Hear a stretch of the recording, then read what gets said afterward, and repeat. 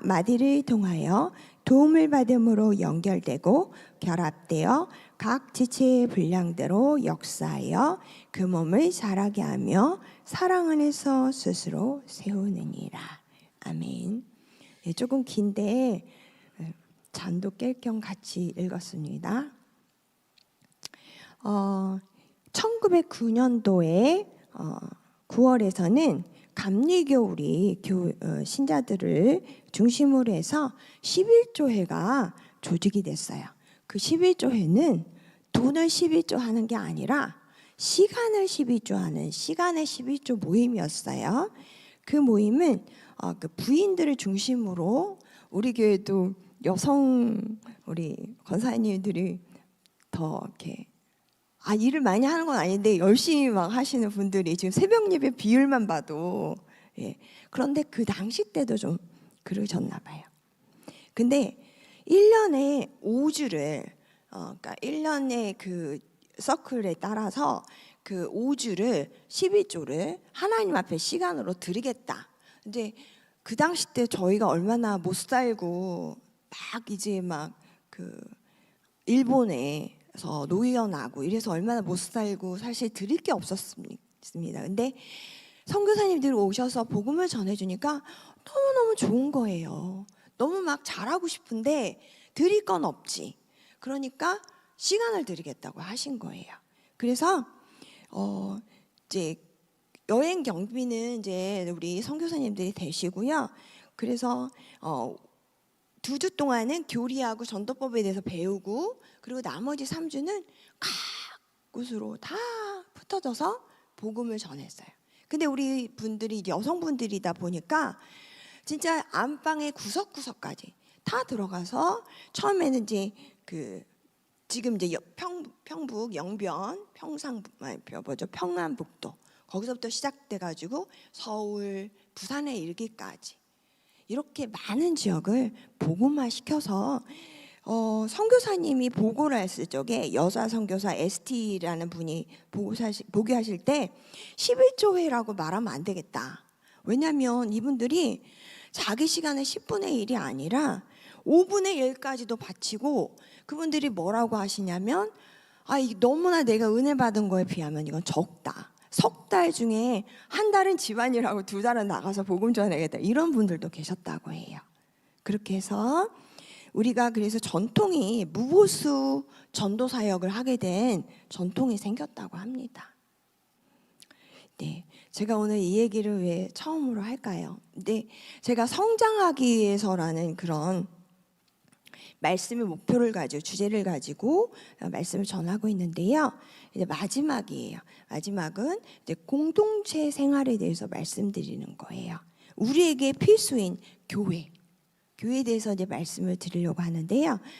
솔직히 우리 교회도 온라인 예배만을 주로 드리는 온라인 교회가 있습니다. 근데 코로나 이후로 담임 목사님도 늘 말씀하시지만 그 이후로 예배를 드리는 것이 꼭 왜 교회를만 가야 되느냐. 집에서 파자마 바람으로 막 예배 드려도 되고 설거지 하다가 그냥 예배 드려도 되고. 근데 그렇지 않습니다. 그거는 우리가 전염병이 돌았을 때 어쩔 수 없는 선택 사항이었고 성경은 그렇게 말씀하지 않아요.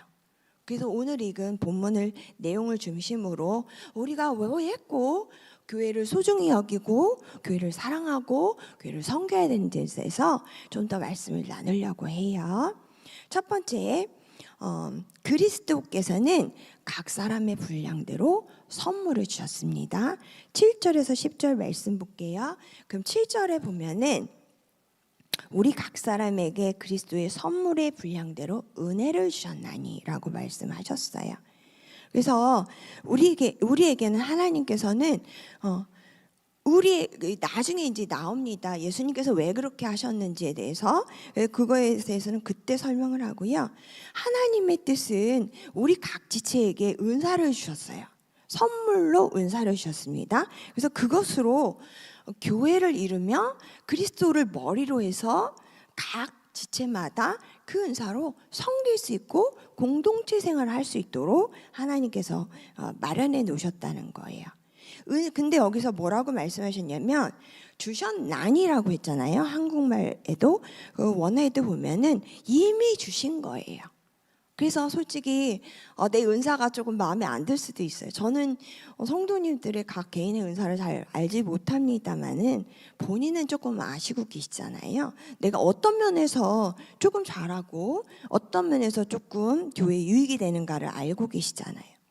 그래서 근데 어떤 분은 자기 은사가 별로 마음에 안 들 때도 있고, 다른 사람의 은사가 커 보일 때도 있고, 저는 김정은 권사님 은사가 너무 부럽거든요.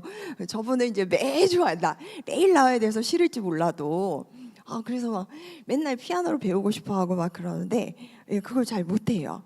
그죠? 그러니까는 누군가에게 뭔가 부러운 일이 있습니다.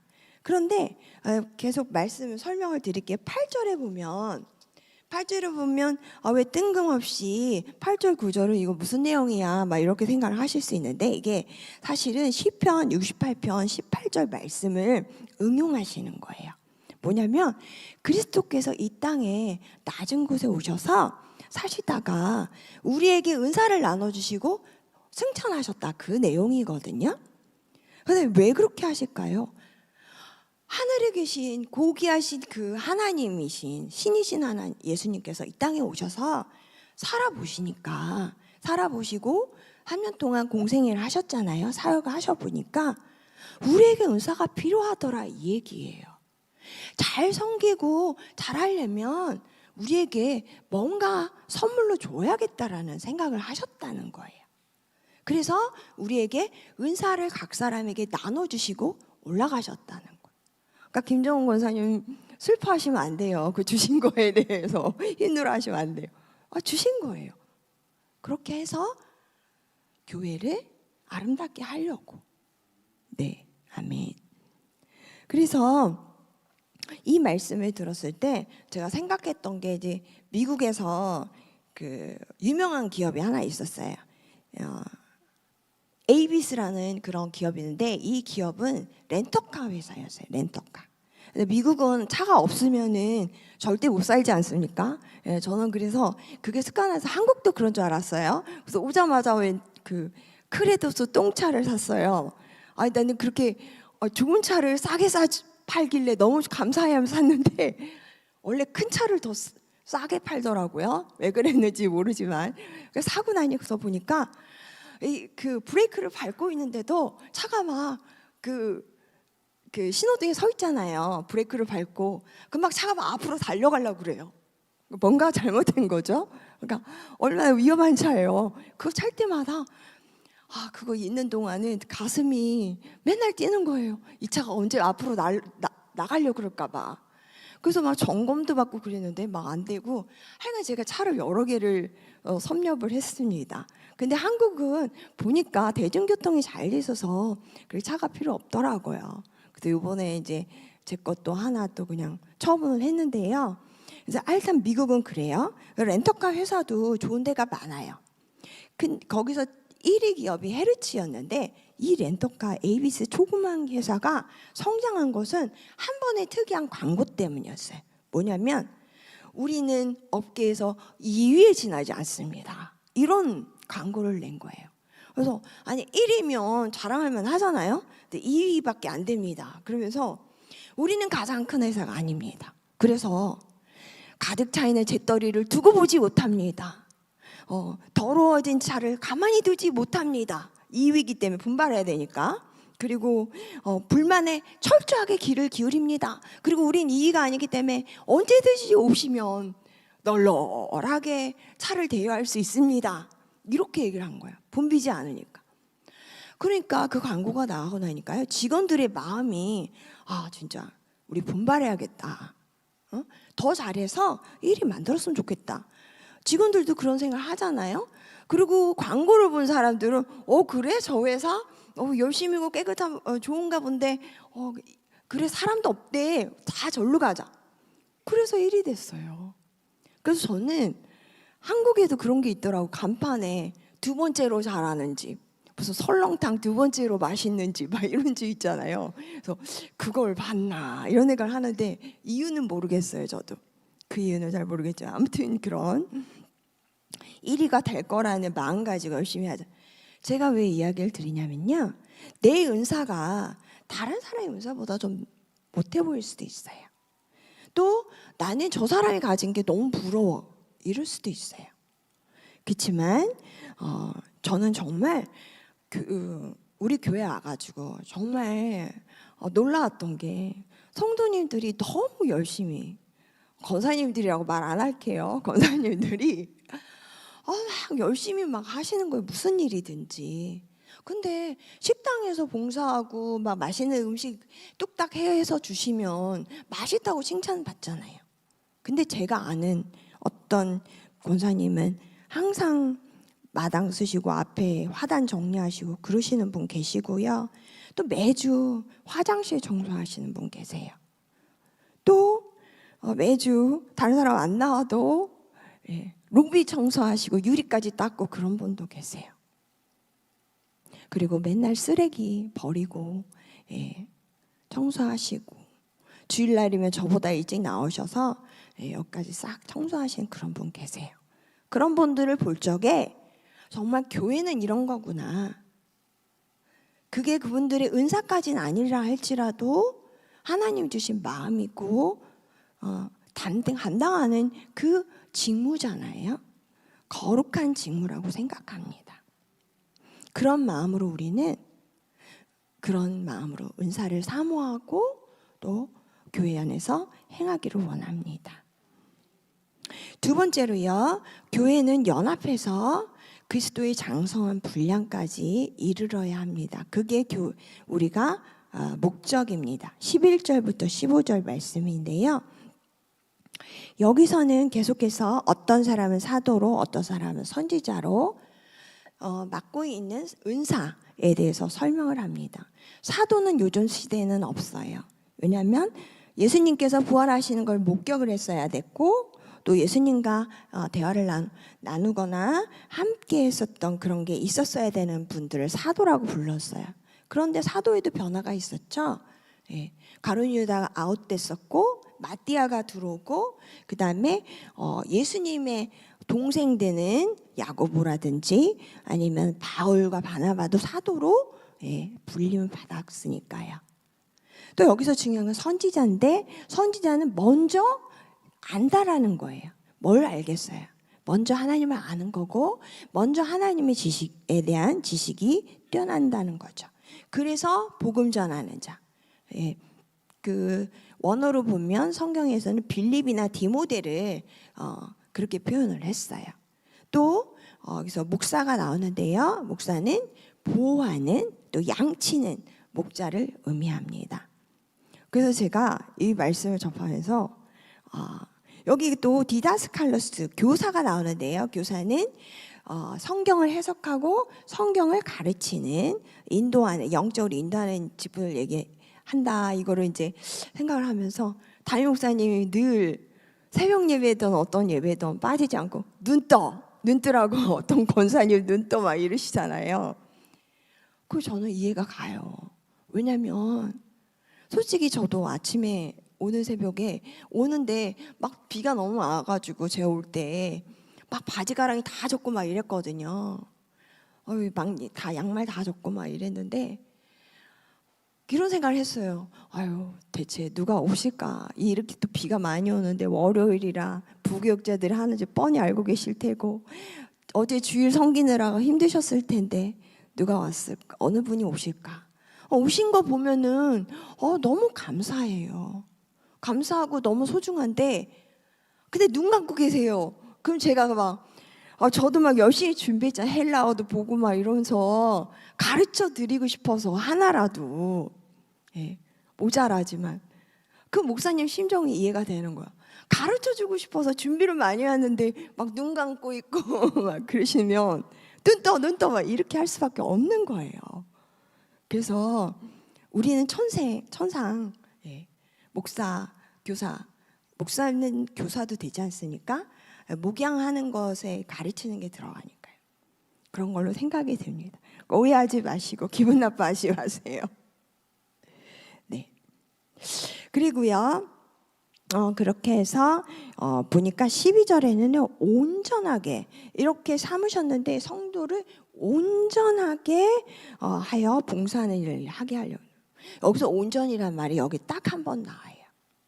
이 온전이란 뜻은요 헬라어로 보면은요 맞춘다는, 뼈를 맞춘다는 거예요. 그러니까 어떤 사람이 탈골될 수도 있잖아요. 팔이 빠지거나 이래갖고 어릴 때 저희 조카가 어릴 때 그렇게 팔이 많이 빠졌어요. 아니 어떤 사람이 귀엽다고 이렇게 애를 갖다 들어가지고 6, 7살 때 들어가지고 막 이렇게 해주는데 팔이 빠진 거예요. 그 이후로 병원을 가니까 팔이 한 번 빠지면 계속 빠지는 거예요. 그때마다 저 너무너무 두려웠어요. 어떻게 되는 거 아니나. 그리고 그 사람 엄청 싫어했었는데 속으로. 예. 그렇게 되면 정상이 아니잖아요. 예. 저도 척추에 문제가 있어가지고 추나요법을 좀 받고 있는데요. 척추가 이렇게 옆으로 이렇게 휘어가지고 좋지 못한 자세 때문에 허리가 아프다고 그러더라고요. 여러분 그러면 어렵잖아요.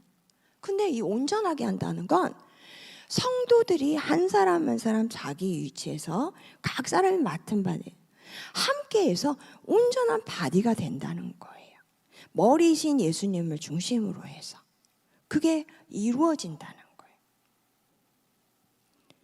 그래서 마땅히 우리가 가진 은사로 섬기는 것에 충실하지 않으면 안 된다는 거예요. 그럼 온전한 바디가, 온전한 몸이 되지 않는다는 거예요. 그러니까 아끼지 말고 내가 주신, 하나님이 주신 어떤 달란트가 되었던 그걸 사용해야 된다는 얘기인 겁니다. 그리고 13절에 보면 우리가 다 하나님 아들을 믿는 것과 아는 일에 하나가 돼서, 믿는 것과 아는 것. 저 학교 다닐 때 우리 교수님들이 늘 그런 거 물어봤어요. 닭이 먼저냐 계란이 먼저냐 이거를 얘기하면서 하나님은 아는 게 먼저야 믿는 게 먼저야? 맨날 그러셨어요. 그런 분들이 몇 분 계셨어요. 우리는 듣고 또 시작이야 막 이러는데 어떤 것 같아요, 성도님들은? 믿는 게 먼저일까요? 아는 게 먼저일까요? 네. 그분들의 결론은 한결같았어요. 믿는 게 먼저예요. 하나님, 예수님을 믿잖아요. 그럼 알아줘요. 예수님을 그저 영접을 하잖아요. 뭐 싫든 좋든 누가 막 이렇게 해가지고. 네. 저도 그런 케이스였거든요.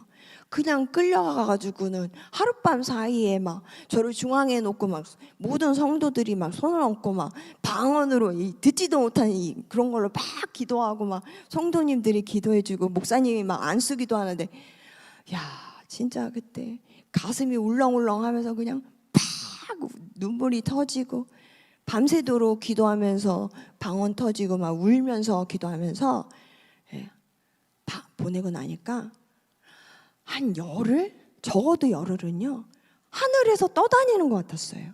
구름 위를 다니는 것 같았어요.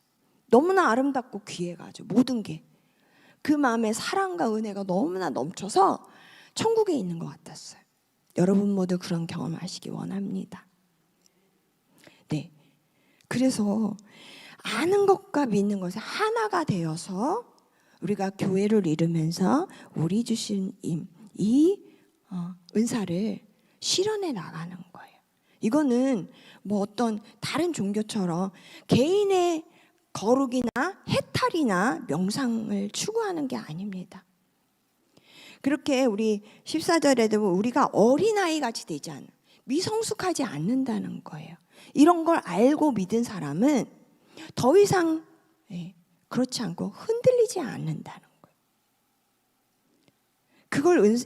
그게 바로 목적인 거예요. 우리에게 주신 은사의 목적은 우리를 자랑하고 우리가 돋보이려고 하고 우리의 명상이나 깨달음이 오는 게 아니라 미성숙한 사람들처럼 흔들리지 않고 또 내 옆에 있는 사람, 내 이웃이 흔들리지 않도록 잡아주는 역할을 하는 게 교회라는 겁니다. 그래서 우리가 받은 달란트, 은사 가지고 교회를 섬기면서 각 마디마다 연결은 누가 시키냐면 바로 성령 하나님이 하시는 거예요. 성령 하나님께서 우리로 하여금 성령 충만할 때 솔직히 미워 보이는 사람 없잖아요. 점점 저 사람 좀 그런데 이럴 때는 성령 충만함이 좀 떨어져 있을 때로 생각하시면 되는, 성령의 역사로 조화롭게 균형 있게 자라가게 한다는 거예요. 네. 윌버포스라는 사람이 있었어요. 윌리엄 윌버포스. 그 사람은요, 그 사람은 이제 18살 때, 그때쯤 이미 벌써 18살 아니죠? 예. 25세 되기 전에 영국 의회에서 일을 하고 있었어요. 근데 이 사람이 은혜를 받은 거예요. 예수님을 알은 거예요. 그래서 자기 신학교 가야 되나? 예, 어릴 땐 그러잖아요. 다 무조건 은혜 받으면 신학교 가는. 그래서 막 고민을 하고 있었어요. 그러면서 뉴턴 목사님, 그 당시에 그 노예 상인이었다가 회심해가지고 그 나 같은 죄인 살리신 그 찬양 만드신 그 목사님을 찾아갔어요.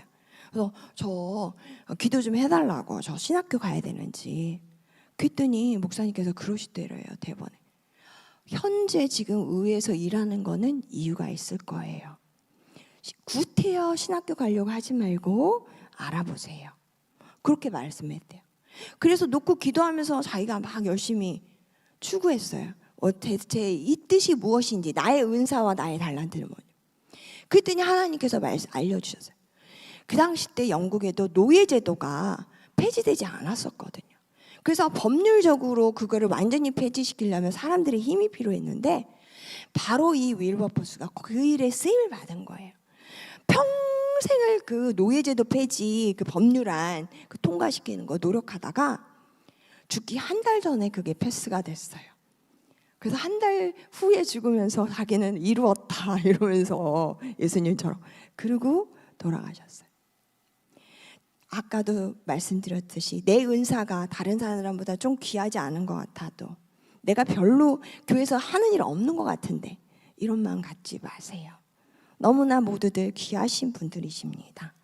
네, 최선을 다하기 원합니다. 마지막으로 그리스도 안에서 교회는요, 서로 도면서 그래서 성장하게 됩니다.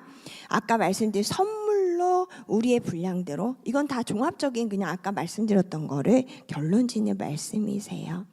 성령께서 우리를 하나로 만드시고 연결해 주시기 때문에 우리가 교회 안에서 누구나 할 것 없이 못한 사람, 덜한 사람이 없고요. 서로 사랑하고 아끼고 위해 주면서 사랑 안에서 16절에 보면 스스로 세워져 가는 겁니다. 모든 조건이 세워지면요, 하나님이 말씀하신 대로 이대로 살기만 하면 교회가 일부러 막 성장하려고 노력하고 잘하려고 노력할 필요가 없이 하나님께서 하신다는 얘기예요. 그렇기 때문에 우리 성도님들께 한 가지 당부 말씀만 말씀드리고 말씀을 마치려고 합니다. 그 하형록 그 목사님이라는 분이 계세요. 지금은 이제 소천하셨는데요. 작년인가 재작년에. 이분도 굉장히 대단한 분이세요. 미국에 이민 가서 어릴 적에는 그 엄마 아빠가 선교를 하셔서 그 문둥병 환자촌에서 자랐던 그런 친구예요. 그러니까 얼마나 자격지심이 많았겠어요. 못 누렸던 것도 많고. 그랬던 분인데 그걸 다 오버컴 하시고 이겨내시고 미국에서 이민자에게 주는 최고의 영예인 엘리스 아일랜드 상도 받으신 그런 분이셨어요. 근데 이분이 말씀하시는 거예요. 이분이 회사도 아주 크게 경영을 해서 많은 이익을 남기고 그리스도인들에게 아주 좋은 본보기가 됐는데요. 그 회사 생활을 하시면서 그때 한 간증 중에 이런 말이 있는 거예요. 자기는 일을 할 때 10개 하라 그러면 11개를 했대요. 네. 그리고 그러니까 성경에 오리를 가자 그러면 심리를 가고, 옷을 달라 그러면 속옷까지 벗어줬다. 이 말씀대로 냅킨을 갖고 오라면 물도 가져가고 포크도 가져갔다는 거예요. 이런 식으로 하셨다는 거예요. 저는 이 말씀을 전에부터 알고 있었기 때문에 전에 이제 청소, 목양실 청소 이런 거 저기 할 적에 강단 청소랑 사무실 청소랑 제가 자원해서 했는데요. 성도님들께도 그런 걸 권해드립니다. 교회에서 뭔가 부탁을 하거나 하면 안 한다 하시지 마시고 기도 하나라도, 말씀이라 다른 것도 뭐 할 거 없을까요? 더 할까요? 이러셨으면 좋겠어요. 그런 교회는 정말 아름답습니다. 이거를 영어로는 엑스트라 마일이라고 해요. 엑스트라 마일이라고 말도 있어요. 하나라도 그러면 더 하는 거예요. 우리 모두가 그런 사람이 되어지기 원합니다. 저 또한 그렇게 살기를 꿈꾸고 있습니다. 오늘 어떻게 왜 하나님께서 교회를 이루셨고 교회를 통해서 우리에게 실질적으로 있어지는 이득이 뭔지에 대해서 말씀드렸어요. 우리가 정말 교회를 사랑하고 아끼고 소중히 여기고 이 안에서 제대로 된 활동을 하면 말씀드렸듯이 잘하게 하시는 분은 하나님이세요. 우리의 믿음과 사랑이 충만해져서 하나님이 정말 기뻐하시고 탁월하다 이러실 수 있는 성도님들, 앞서가는 성도님들 되기 원합니다. 우리 기도하겠습니다. 하나님 우리 아버지 감사합니다. 부족한 종을 세우셔서 주님의 말씀 귀하게 전하게 해주셔서 감사합니다. 이 말씀대로 엑스트라 마일이라도 더 할 수 있는 우리 앞서 나가는 이 자리에 앉은 모두들 되게 하여 주옵소서. 우리 성도님들 사랑하여 주시고 아껴주시고 오늘도 특별한 주님과의 만남과 은혜가 있게 하여 주옵소서. 감사하며 축복하며 기도드립니다. 우리 주여 함께 외치고 주여 3번 부르짖고 우리 함께 기도하도록 합니다. 주여! 주여! 주여! 아버지.